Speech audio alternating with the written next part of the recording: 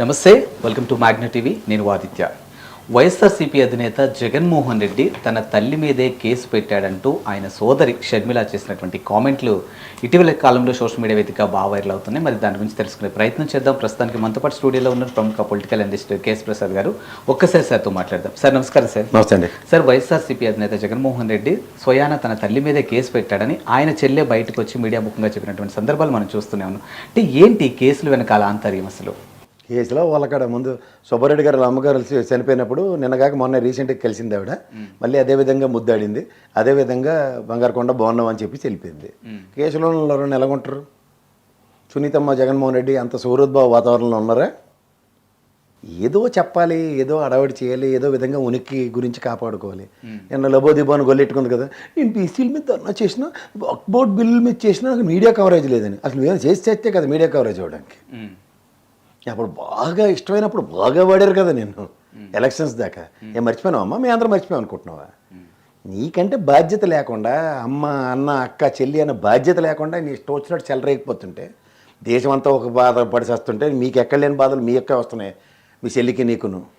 So మీ ఇద్దరు కలిపి వేస్తున్న గిమ్మిక్కులకి ఆల్రెడీ అందరికీ అర్థమైపోయింది. దేశవ్యాప్తంగా కాంగ్రెస్ రాహుల్ గాంధీ డొల్లతనం ఎంతో దానికి 10 అంతలు డొల్లతనం మీది కొట్టొచ్చినట్టు కనబడుతుంది. ఎక్కి కొదేసిన తర్వాత కింద కూర్చోపెట్టిన తర్వాత పార్టీని ఇంకా మీరు ఏమనుకుంటారో, నేషనల్ పార్టీ అంటే మీ మొగాల పార్టీలు అవి. మా రాష్ట్రానికి ద్రోహం చేసిన ద్రోహుల పార్టీలు ఇంకా మీరు ఉన్నారంటేనే ఆలోచించాలి. చెట్టు పేరు చెప్పుకొని కాయలు అమ్ముకుంటాం, నాన్న పేరు చెప్పుకుంటూ ఈరోజు దాకా కాలక్షేపం చేస్తున్న పొగడి బ్యాచ్ అంటారు మిమ్మల్ని. అసలు ఒరిజినల్ సేవా చాతుర్యం ఉంటే జగన్మోహన్ రెడ్డి లాగా పార్టీ పెట్టి కష్టమో నిష్ఠూరమో బాధలన్నీ ఆయన పడుతుంటే మధ్యలో యాడ్ నుంచి నాకు డబ్బులు, మా ఆయనకి గన్లు, సునీతమ్మ గన్మెన్లు అని నీకెందుకమ్మ పనికి మన పనులు? పనికొచ్చిన పనులు ఏమో ఉంటే దాని గురించి మాట్లాడదు. ఇప్పుడు బయట పడి తిప్పి మీ అమ్మాయి కేసా? ఎందుకు పెడతారు కేసు?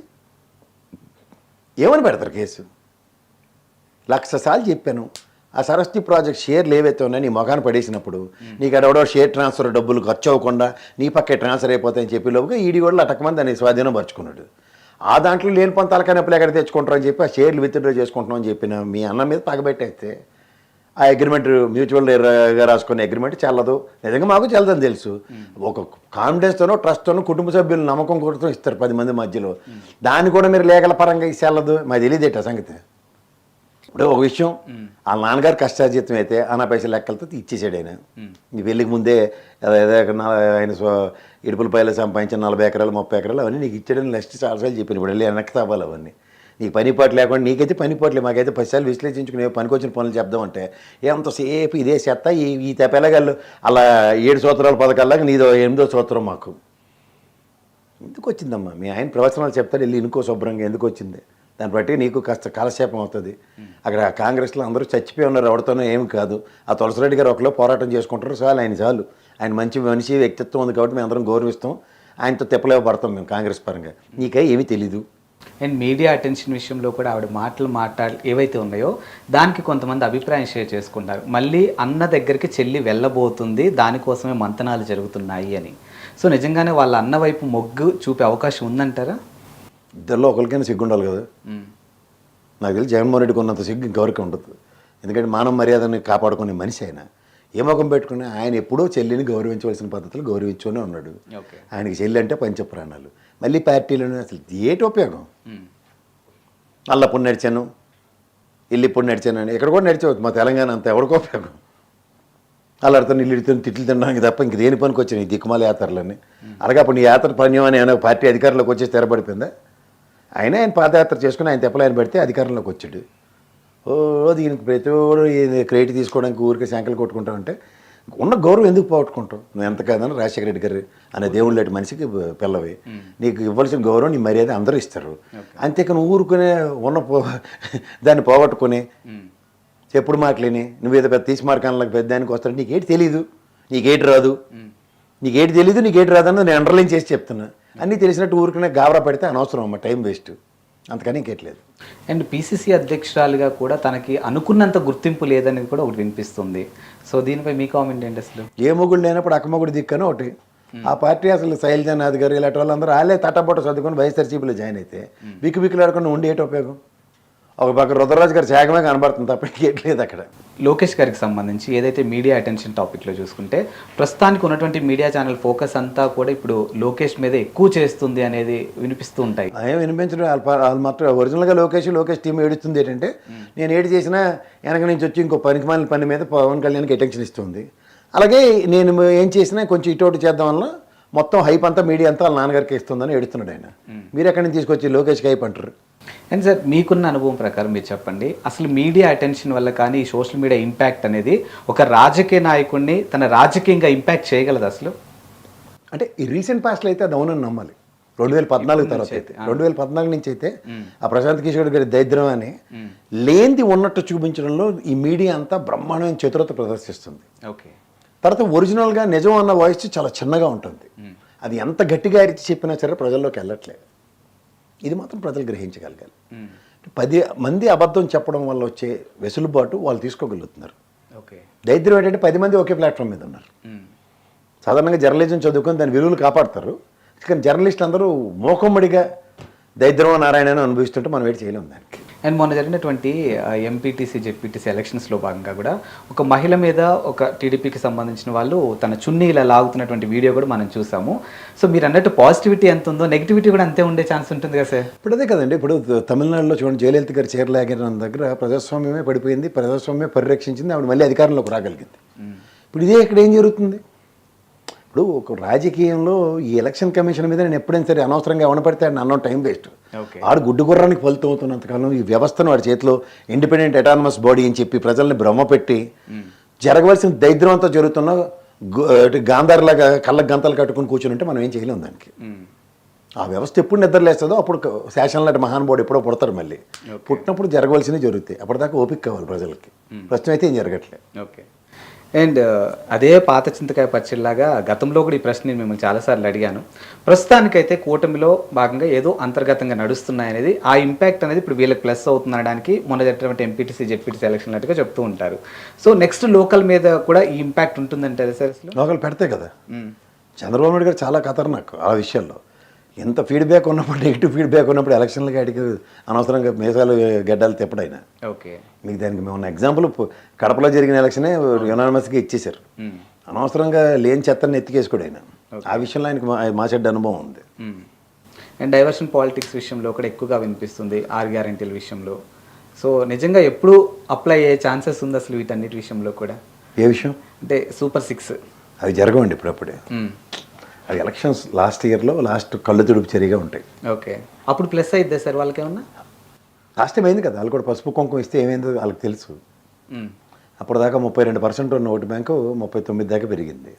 6 to 7% ఎన్హాన్స్ అయింది. వాళ్ళ ఒరిజినల్ 40% డ్యామేజ్ కాకుండా పరిరక్షించబడుతుంది, అంతకన్నా ఇంకేం లేదు. ఓకే.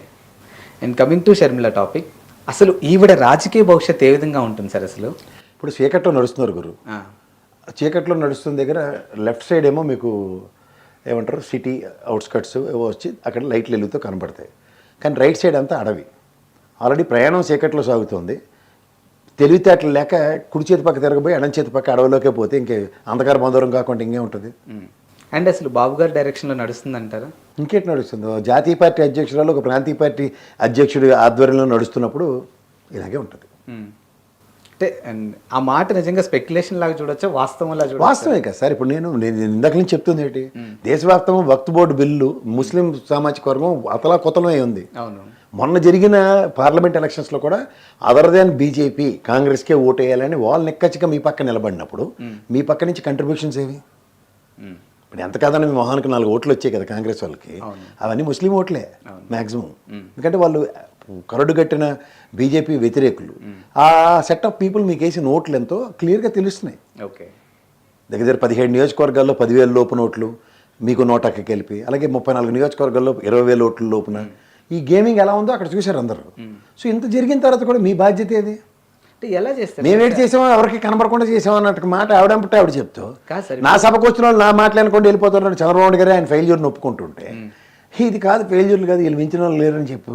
అలాగే జనసేన నాకు శత్రువు లేదు నా వల్ల కాదని చేతులు ఎత్తేసిన వాళ్ళని ఆ తర్వాత మహారాజులను పొగిడి వ్యాసాలు పొంకాలుగా రాస్తుంటే ఇవాళ ఈనాడు పేపర్ చూడండి, ఆడ పచ్చల రేట్లు ఏవో అమ్ముకున్నట్టుకున్నాడు, ఏవో 4 రూపాయలు వచ్చినట్టుకున్నాయి. అది రివర్స్ రాష్ట్ర జీడిపి పెరిగిపోయిందండి. అసలు ఆశ్చర్యకరం ఏంటంటే మనం లడాఖ్తో పోటీ పడుతున్నాం. నేను కాక మనం రిపోర్ట్లు రిలీజ్ చేసింది దేశవ్యాప్తంగా 33 కేంద్రపాలిత ప్రాంతాల్లో రాష్ట్రాలు కల్పించిన దాంట్లో మన కింద లడాఖ్ ఉంది, మన పైన ఉన్నాం. యాడ్ నుంచి తెచ్చి డేటా పొరపాటు నేను లాస్ట్ ఏప్రిల్ తీసుకొచ్చి చేసేదేమో నాకు డౌట్. అలాంటి తెలివి తక్కువ మేళంతోనూ మనందరూ చదివి ప్రభావితం అయిపోయిన వాళ్ళందరూ ఉంటే మనవేటి చేస్తుంది దానికి. సార్ ఇప్పుడు వక్ఫ్ బోర్డు విషయంలో సెంట్రల్లో ఆల్రెడీ బీజేపీకి అగ్నెస్ట్ పార్టీ ఏదైనా ఉందంటే కాంగ్రెస్, ఇక్కడ సపోర్ట్ చేస్తుందని మీరు ఎలా అనుకుంటున్నారు? అసలు సపోర్ట్ చేయాలని ఎలా అనుకుంటున్నారు? అసలు నేను చేయాలని అనుకున్నప్పుడు బీసీకి సంబంధించిన ధరణ ఢిల్లీలో చేసాడు కదా రేవంత్ రెడ్డి వెళ్ళి. ఈ ఎంఏడి చేస్తుంది పని ఏమైనా తీసుమార్కాన వంటలు ఉండేది అంటే వంట కూడా చేయడం రాదు ఇంట్లో. చెప్తున్నాను, రాష్ట్రంలో బీసీ సంఘాలు లేవా? రాష్ట్రం తరఫున 10 మంది బీసీ సంఘాలను పోలరైజేషన్ చేసి తీసుకెళ్ళి ఢిల్లీలో ధర్నా చేస్తే అది కదా పనికొచ్చిన పనులు అంటే. ఓకే, అవేవీ లేకుండా వక్ఫ్ బోర్డు బిల్లులో ముస్లింస్తో ర్యాలీ ఎక్కడైనా ఒక ధర్నా చూపించండి అంటే మీడియాలో కవరేజ్ అవ్వలేదా? ఎందుకు ఎవరు కవరేజ్? అప్పుడు గొల్లెడితే వెళ్ళరు, కేపాలగడికి ఇస్తారు ఏమీ కాకుండా. అండ్ ఇప్పుడు తెలంగాణలో చూసుకుంటే సామాజిక వర్గాల ఇష్యూ అనేది చాలా ఎక్కువగా జరుగుతూ ఉంటుంది. బట్ ఆంధ్ర విషయానికి వస్తే మాత్రం మేబీ ఉండొచ్చేమో కానీ ఎక్కడా కూడా బయటికి రాకుండా ఉంటాయి.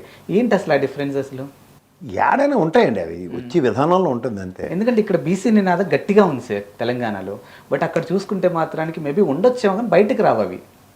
వాళ్ళు మోస్ట్ ఆఫ్ ద పీపుల్ ఏంటంటే అండి బీసీ పరంగా ఉన్న వాళ్ళందరూ పార్టీలతో అలైన్ అయిపోయి ఉన్నారు. ఓకే, బీసీ అనగానే తెలుగుదేశం అని వాళ్ళు క్లెయిమ్ చేసుకునే దగ్గర నుంచి ఇప్పుడు బీసీని ర్యాలీ చేయడానికి జగన్మోహన్ రెడ్డి గారు చేసిన తాపత్రయం అది బుడిదలో పోసిన పన్నీరైంది ఎలక్షన్స్ ముందు. సో ఆ విధంగా ఉన్నప్పుడు ఎటు పక్క ఉన్నారో తేల్చుకోకుండా దాని బీజేపీఎం పార్టీ కూడా ఇండిపెండెంట్గా నిలబడింది. దానికి కూడా బీసీ వాళ్ళకి ఓట్లు లేకపోతే ఏ విధంగా ఉందో చూడండి ఒకసారి. సో దీంట్లోంచి ఒక పొలిటికల్ మూమెంట్ ఎక్స్పెక్ట్ చేసి కన్నా ఒక పార్టీ పక్క అలైన్ అయిపోయిన వాళ్ళు వాళ్ళు అడుగు చేయడంలో నడుస్తున్నారు, కానీ వాళ్ళ యొక్క సాధికారత వాళ్ళ యొక్క అధికారమే పరమావధి వీటి మీద ఎక్కడ వాళ్ళకి శ్రద్ధ లేదు. వాళ్ళు ఏమనంటే నీకు 11 వచ్చాయని చెప్పి జగన్మోహన్ రెడ్డిని అవహేళన చేసినట్టు బీసీ వాళ్ళు ఉన్న గట్టిగా మేకిచ్చెడితే మా ప్రధానమంత్రి గారు బీసీ ప్రధానమంత్రి నరేంద్ర మోడీ చెప్తారు. ఇది కాదు కదా, కొలగనం జరగాల. బీసీ దగ్గర 60-65% ఉన్నారు. వాళ్ళకి ఏ విధంగా ప్రాతిపదిక మీద రిజర్వేషన్స్ ఉన్నాయా, లేకపోతే ఎక్కడెక్కడ లోకల్ బాడీస్లో ఎలా అలొకేట్ చేస్తారు, ఇవన్నీ మాడాలి. రేవంత్ రెడ్డి గారు ఎంత సర్వే చేసి ఎడిచి పడితే మళ్ళీ 40%. దీంట్లోంచి ఎక్కడికి అవుట్కమ్ డెరైవ్ అవుతాం మనం. అయితే యాంటిసిపేషన్స్కి మన దగ్గర చాలా ఉంటాయి, అవి ఎగ్జిక్యూషన్స్కి వచ్చారు జమీన్ ఆస్మాన్ ఫరక్ ఉంటుంది. ఏం చేయగలుగుతుంది దానికి? అండ్ ఫైనల్గా చెప్పండి సార్, రాజకీయంలో కౌంటర్లు ప్రతి కౌంటర్లు అనేవి సర్వసాధారణం. బట్ ఈ రోజు కూడా అక్కడ జగన్మోహన్ రెడ్డి అధికారం కోల్పోయినప్పటికీ కూడా అధికారంలో ఉన్నప్పుడు కూడా షర్మిల గారు వ్యక్తిగతంగా విమర్శలు చేశారు. ఇప్పుడు అధికారం కోల్పోయినా కూడా స్టిల్ ఇంకా వ్యక్తిగతంగా విమర్శలను మనం చూస్తూనే ఉన్నాం. సో దీనికి అసలు కన్క్లూజన్ ఏంటి? పనిలేనోడు వెనక గేలి చేసేది సామెత ఉంది, పిల్లితర గోరుగేడని సామెత ఉంది. అలా నీకు పని పాట లేదని విషయం మొదట్లో నేను తెలుస్తుంది. జగన్మోహన్ రెడ్డిని ఆయనకున్న ఓటు బ్యాంక్ని రాయలసీమలో కాంగ్రెస్ పరంగా డిస్ట్రాయ్ చేయడానికి ఒక ఆయుధం కింద మలచబడి వాడబడిన అస్త్రాన్ని ఈ రోజుకి కూడా ఇంకా దాన్నే వాడుతున్నారు. ఓకే, అందుకని ఇంకెళ్ళలేదు. Thank you sir.